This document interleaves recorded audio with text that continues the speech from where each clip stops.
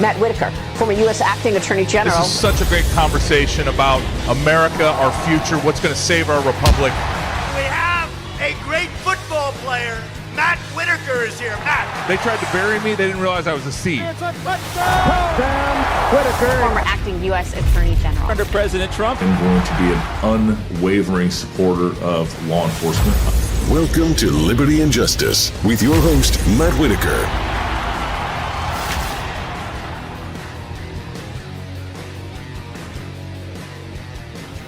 All right, welcome to Liberty and Justice. I have my good friend, Senator Chuck Grassley, on with me. Good to see you, Senator.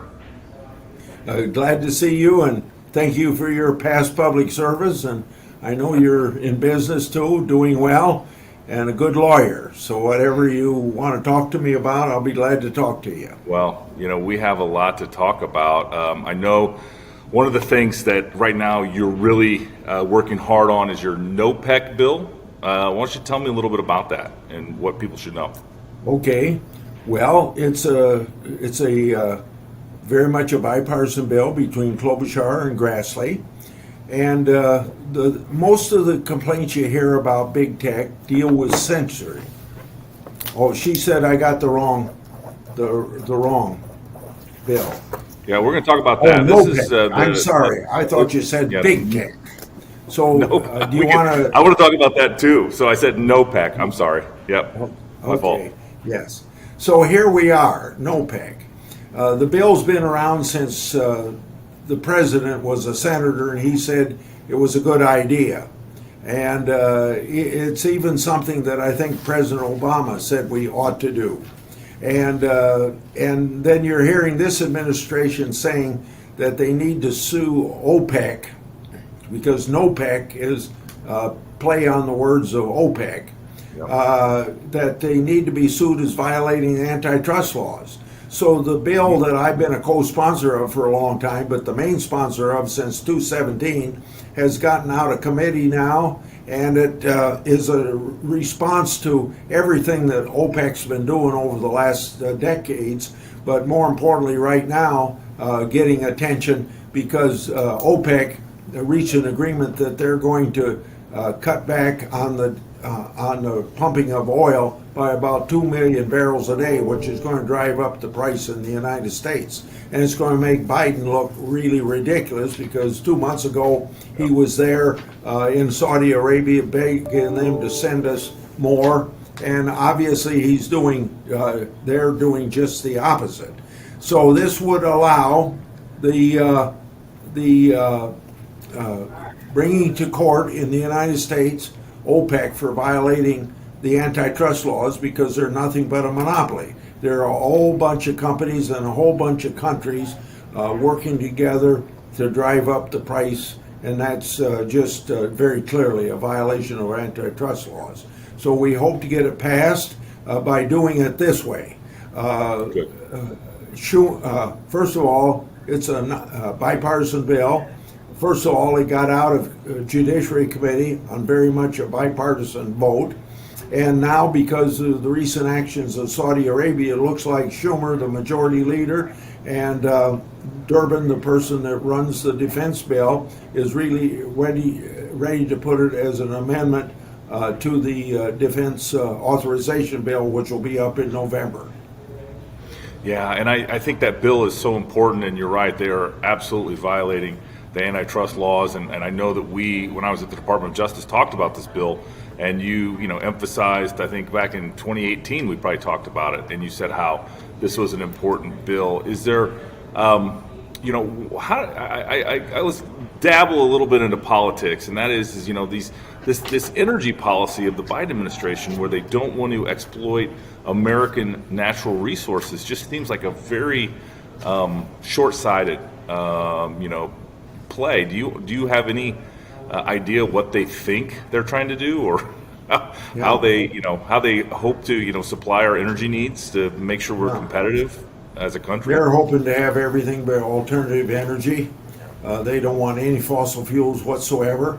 It's a religion to them, and they aren't going to change their mind, I think, at all.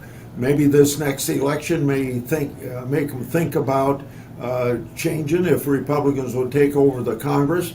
Maybe what's going on in Europe, where they're going back to fossil fuels and maybe even doing some fracking and more reliance upon imported natural gas now that they aren't getting it from Russia, and the shortage of it and the price very high. Maybe we can learn something in the United States from Europe. Europe's even going back to nuclear energy, or at least extending the period of time that they were going to wipe it out. And I think it brings us back to the idiocy of this administration's energy policies.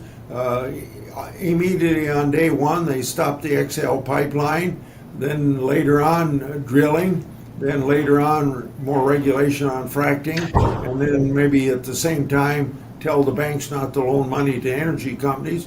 So what do you get? You get gas going up from $2.20 to now $3.69 in Cedar Falls, Iowa. No, $3.79 in Cedar Falls, Iowa. And then you, like I said, they run to Saudi Arabia, and what does Saudi Arabia do? They put the thumb in the eye of the president and cut back 2 million barrels. And we can solve this problem by just reversing this administration's energy policies that we just announced 4 or 5 steps in it, and go back to being energy independent instead of being energy dependent. Because on January 20th, 21, when this president was sworn in, we were energy independent. Yeah. Now, I know, Senator, you're getting around the state of Iowa. You always do. You do your 99 county tour every year. You set the gold standard for what's known as the full Grassley, and you do it. You have town halls everywhere. Is energy and gas prices one of the main things you hear from the people? Absolutely. And it's a direct result of what you and I just talked about, this administration's energy policies. And remember, my opponent in this election thinks that, in his own words, that Biden's doing a wonderful job, and I think you'd see him being a rubber stamp for the continuation of these idiotic energy policies. And they always want to preserve jobs in America. Just think of the jobs that'll be lost if we don't mine coal, don't run oil wells, and everything that is green energy, and every car being an electric car, and then going to Angola to get lithium, or going to China to get products to put in it. That's not creating jobs in America, and it's anti-American, and it's not putting America first. Yeah, and I've spent a lot of time, obviously in my home state of Iowa, but also in Nevada and Missouri, where we have a couple really competitive open seats, and in the Senate. And I hear the same issues from those folks as I get around and campaign with Adam Laxalt and Eric Schmidt, both great guys, and going to be allies of yours in the Senate. What other than energy, what do you hear from your town halls and from your fellow citizens as you're getting around the state? I think two or three other things. But first of all, you just mentioned that you go into these other states to help other candidates. You're doing the Lord's work, and I want to thank you for doing that. I wish I had time to do it myself. Well, you do it when you're not in cycle. Nobody campaigns harder than Chuck Grassley. I know that because I've been with you. Sure enough, thank you. Anyway, number one would be inflation. And remember, inflation was 1.4% when the president took office. It's 8.3 today, and maybe tomorrow we'll find that it'll be even more. But whatever the case, it's way too high. And a lot of it is related to the energy policies. I think about half of the 8 percentage points would be caused by the increased price of diesel and gasoline you put in your car. Yeah. And don't forget, every product you buy has been delivered on a truck probably, and they burn diesel, so you don't even see the reason for high $5 diesel in your cost of eating and what you buy. And one thing about the inflation is, besides the energy policies, the fact that the new Congress, under Democrat control and Democrat president, immediately disregarded the advice of some of the best economists in this country. They're very Democrat economists, but Larry Summers is somebody respected, and he said in early January, before the president was sworn in, that the economy's turned around. Don't spend any more money. You're going to feed the fires of inflation. So they didn't listen. They immediately appropriated another $2 trillion. And then in August of this year, another $714 billion. And then another $567 billion when they forgave on forgiveness of student debt and things of that nature. So, there's an old saying, if you're in a hole, quit digging. And they're still digging in and don't seem to learn from their own economists. But fighting the inflation, my opponent said that Congress can't do anything to fight inflation. Yes, we can. We can quit spending. That's going to help. At least it's not going to make the job worse for the Federal Reserve that has the major goal and responsibility of keeping inflation under control and having price stability. And then, so let's see, I've named inflation, energy. The third one would be not enforcing the law at the border. So maybe at my 99 county meetings, I get a very gruff person at the back of the room saying something like, when are you senators going to do something about the border? My answer is usually twofold. One, I'll vote to finish building the wall, which the president stopped building the first day he was in office.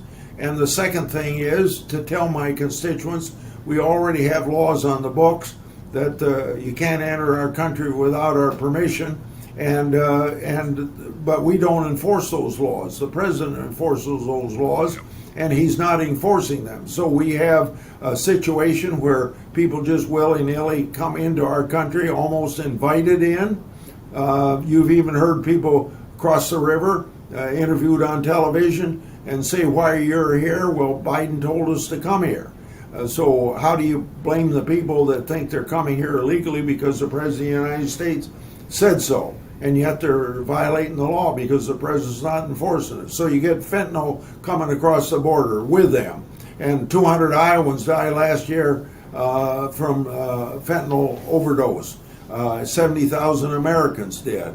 And then you have the situation where 846 people that cross the border die in the deserts of our Southwest. And you have 78 people on the terrorist watch list that we know about because they were arrested. And then you have criminals coming in, and one of them murdered somebody in Texas, and he had already been deported, come back to the country and murdered somebody in Texas, I believe.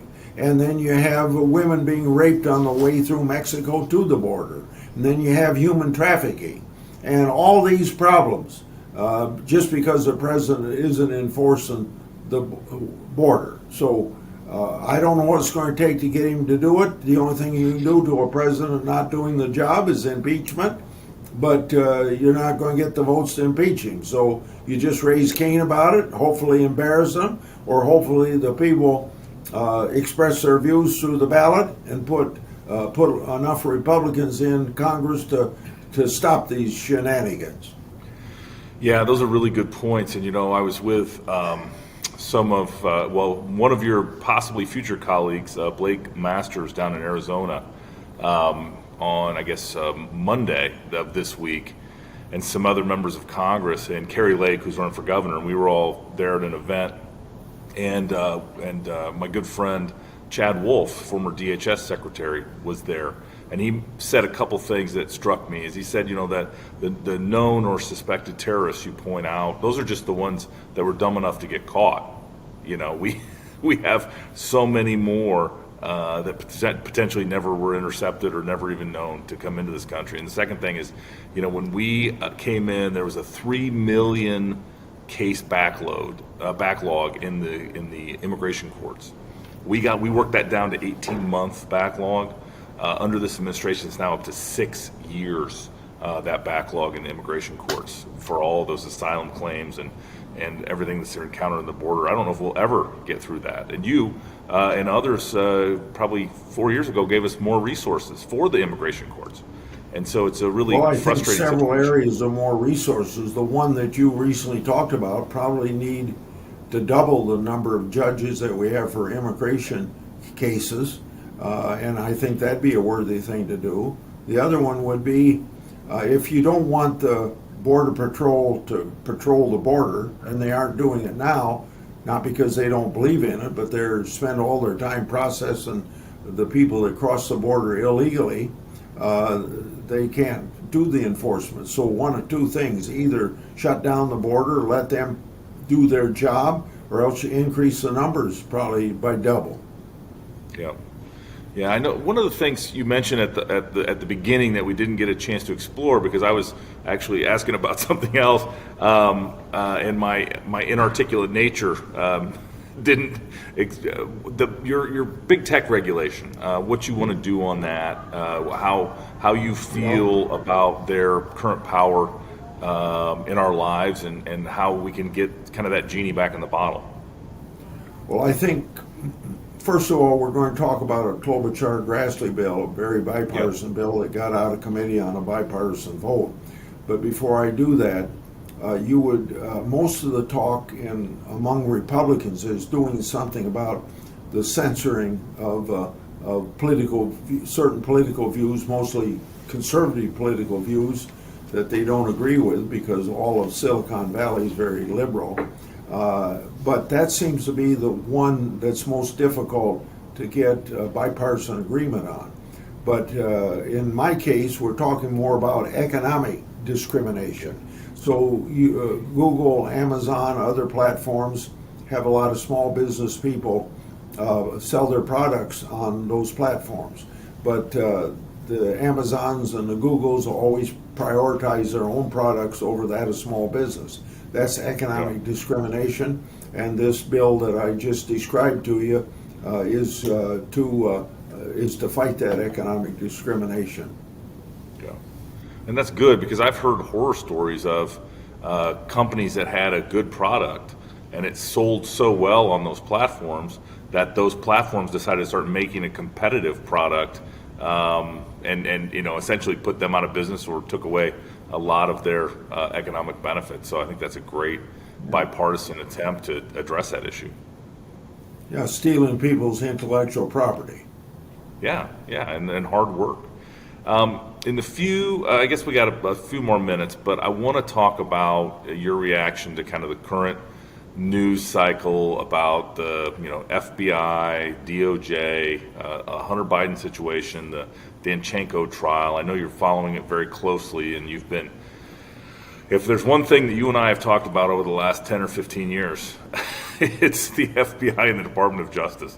And why don't you tell me kind of where you think it currently stands, and kind of how we can address some of these challenges? Okay.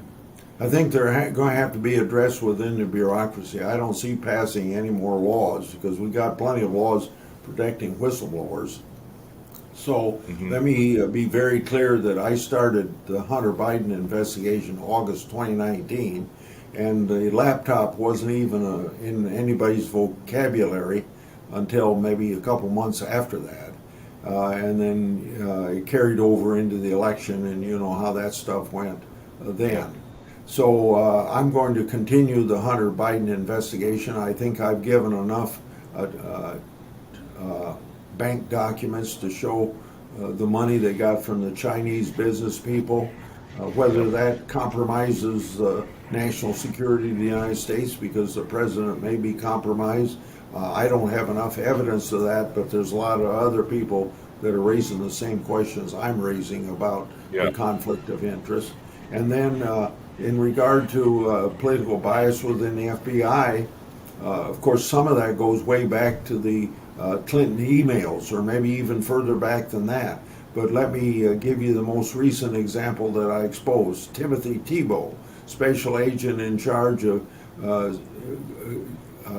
going ahead with investigations or stopping people from starting an investigation. So just on a simple thing of fuzzy newspaper reporting and maybe a nonprofit liberal organization, what they said, Timothy Tebow started an investigation on Trump. And then there was some evidence of some criminality on the part of Hunter Biden, and he stopped that investigation from going forward. So bottom line of it is that there's political bias in the FBI, and we should be able to have great confidence in the FBI, extraordinary confidence, but people don't have it. So the reason I say I don't know whether passing bills would do anything in this area. You try to embarrass the FBI into acting, but Christopher Wray, who quite frankly I like as an individual, but I don't know whether he's capable of doing this. But by the way, let me back up and say that when I did expose this thing about Timothy Tebow, he did take him off of that job, and eventually the guy left the FBI. But in regard to the political bias in the FBI, I've made the point that we ought to have the president or the director of the FBI be very clear that that he's got to have a program to show to the people of this country to reestablish the credibility, and in the bottom line of it, make sure that that he's going to root out that political bias. Yeah, and that's so important. And I think a lot of these challenges also have been that they've promoted people too early. You know, they've advanced people to management positions that I think just weren't ready, hadn't had enough casework, and didn't have the judgment and the discretion that was necessary to make these important decisions when they affect politics. But we only have a couple minutes left, Senator. My question for you is, how is this year's farming going? On my farm, the harvest is moving along. I think we finished the beans this week, probably 25 or 30% of the corn. Compared to last year, the yield this year is very, very good. Last year, I always put my rain gauge out May 1st, take it down October 1st, and during that period of time last year, we probably only had about 12 inches of rain. This year, we had about 23 inches of rain, so that makes a big difference, particularly when you farm sand like we do. And then the other thing is that northeast Iowa tends to have that, what I just described, pretty normal or above normal rainfall, where the other parts of the state are much drier, but that doesn't mean that there's drought there. But there is some places where there's very serious drought, northwest Iowa and stuff, but the combines are running every day, and the dust is flying all over the state and things of that nature. And I think we're altogether we're going to have a bountiful harvest, but about 3% less on soybeans than last year, and about I don't know the percentage, but I think we had 15 billion plus corn last year, and it's going to be 13.9 billion this year. So that might be what, 10% less, I think. Yeah. And prices are pretty good, but don't forget that prices are good, but fertilizers 200-300% more. $5 diesel gas is just it's just hard to believe that you're spending that kind to get the crop out. I think it's going to be a profitable year, but not as profitable if we hadn't had all this inflation. Yeah. Well, so Senator Grasso, you're on the ballot this November. You're running for the U.S. Senate. You have been just a warrior for many years, fighting for your fellow citizens, and you come home every weekend. You're not a creature of D.C. In fact, my sense when I see you out there is you'd much rather be in Iowa. So it's very much you are the citizen legislature that our founding fathers certainly intended. You continue to live and work in the community, And I'm proud to have you be my friend. I'm glad you joined us on the show, and I look forward to seeing you again soon, somewhere across our great state of Iowa. So thanks for being on our show. Well, I Chuck. thank you very much for having me, and let me thank you for maybe a year ago for saying that you were going to back me in my campaign. And if anybody that's on your podcast listening that wants to help me out, grassleyworks.com, and I'd appreciate the help because I waited a long time to decide to run for re-election, so I missed 4 years and 9 months of ability to raise money, and so I missed out on a lot of fundraising. Yeah, well, I will make sure to link that website in our show notes, grassleyworks.com. There's no doubt that Grassley works. And I will encourage all of my friends and listeners to do whatever you can, including donating hard-earned cash to Chuck Grassley's reelection. He does have an opponent. The opponent is up on TV. I saw the ads just this weekend when I was back in Iowa. And so grassleyworks.com is the place to go to learn everything about Chuck and to support his campaign. So thank you so much for being with me. Thank you. Goodbye.